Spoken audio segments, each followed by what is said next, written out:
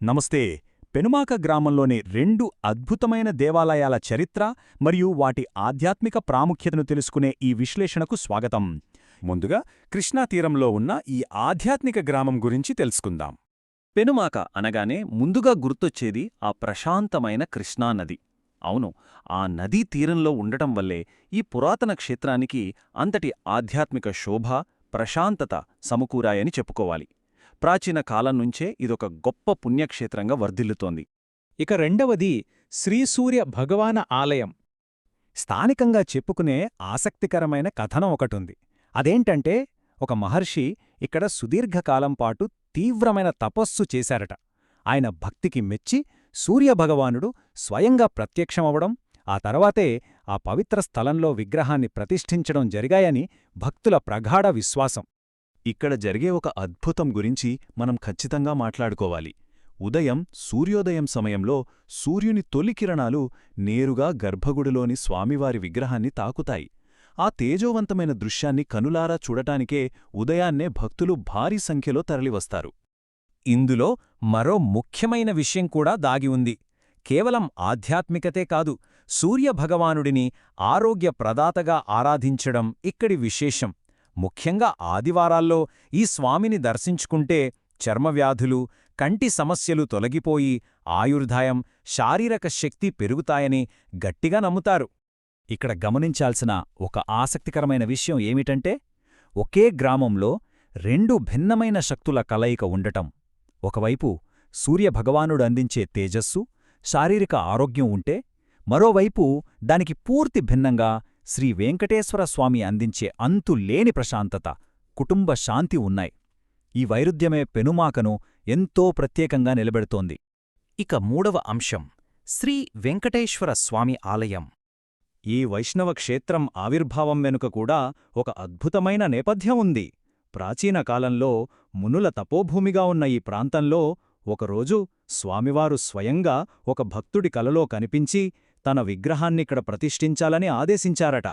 అలా గ్రామస్థులందరి సహకారంతో ఈ చారిత్రక ఆలయం రూపుదిద్దుకుంది.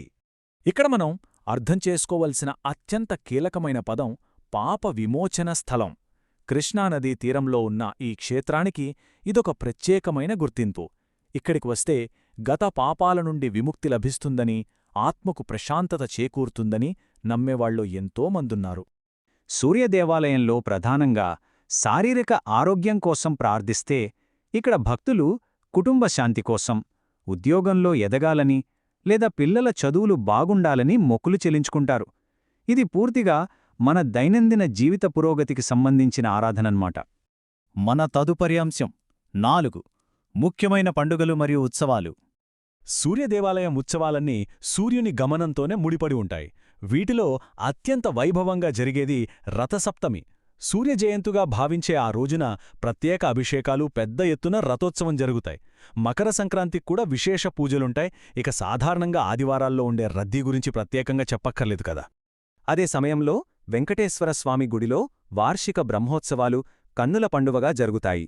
ముఖ్యంగా వైకుంఠ ఏకాదశి రోజున తెల్లవారుజామునుంచే దర్శనం కోసం భక్తులు బారులు తీరుతారు. పవిత్రోత్సవాలు, శ్రీరామనవమి వేడుకలకైతే చుట్టుపక్కల ప్రాంతాల నుంచి కూడా జనం తరలివస్తుంటారు. ఇక చివరిగా 5వ అంశం ప్రయాణ మార్గాలు, దర్శన సమయాలు. అసలు ఈ పెనుమాక చేరుకోవడం చాలా సులభం. విజయవాడ అమరావతి మార్గంలో ఉండటం వల్ల విజయవాడ నుండి కేవలం 12 నుంచి 15 కిలోమీటర్ల దూరంలోనే ఈ గ్రామం ఉంటుంది. తాడేపల్లి మీదుగా బస్సులు, ఆటోల్లో కూడా ఈజీగా వచ్చేయొచ్చు. ఇక గుంటూరు వైపు నుండి వచ్చేవారైతే మంగళగిరి, తాడేపల్లి మీదుగా ఆర్టీసీ బస్సులలో నేరుగా ఇక్కడికి చేరుకోవచ్చు. మన ప్రయాణాన్ని సరిగ్గా ప్లాన్ చేసుకోవడానికి ఈ సమయాలు తెలుసుకోవడం చాలా అవసరం. వెంకటేశ్వర స్వామి ఆలయం ఉదయం 6 నుండి మధ్యాహ్నం 12 వరకు, మళ్లీ సాయంత్రం 5 నుండి రాత్రి 8 గంటల వరకు తెరిచి ఉంటుంది. కాని సూర్యదేవాలయానికి వెళ్లాలనుకుంటే మాత్రం ఖచ్చితంగా సూర్యోదయం సమయంలో వెళ్తేనే ఆ అద్భుతాన్ని పూర్తిగా ఆస్వాదించగలం. పండుగలప్పుడైతే కాస్త ముందుగానే చేరుకోవడం మర్చిపోకండి. ఈ రెండు దేవాలయాల సందర్శనను ఒక పరిపూర్ణమైన అనుభూతిగా మార్చుకోవాలంటే ఒక చిన్న ప్లానుంది. ఉదయాన్నే సూర్యదేవాలయానికి వెళ్లి ఆ తొలి కిరణాలు విగ్రహాన్ని తాకే తేజోవంతమైన దృశ్యాన్ని కనులారా చూడండి. ఆ తర్వాత పగటిపూట మిగతా ప్రదేశాలు చూసుకుని సాయంత్రం వేళ వెంకటేశ్వర ఆలయానికి చేరుకోండి. కృష్ణానది నుండి వీచే చల్లటి గాలిని ఆస్వాదిస్తూ స్వామి దర్శనం చేసుకోవడం మనసుకు చెప్పలేనంత హాయినిస్తుంది. ఒక్కసారి ఆలోచించండి, నిరంతరం ఉరుకులు పరుగులతో ఉండే విజయవాడలాంటి నగరానికి కేవలం 15 కిలోమీటర్ల దూరంలోనే వందల ఏళ్లనాటి ప్రాచీనమైన తపోభూమి, స్వచ్ఛమైన కృష్ణానదీతీరం, మనసుకు ప్రశాంతతనిచ్చే ఈ 2 ఆణిముత్యాలు ఎలాంటి ఆర్భాటం లేకుండా దాగి ఉన్నాయి.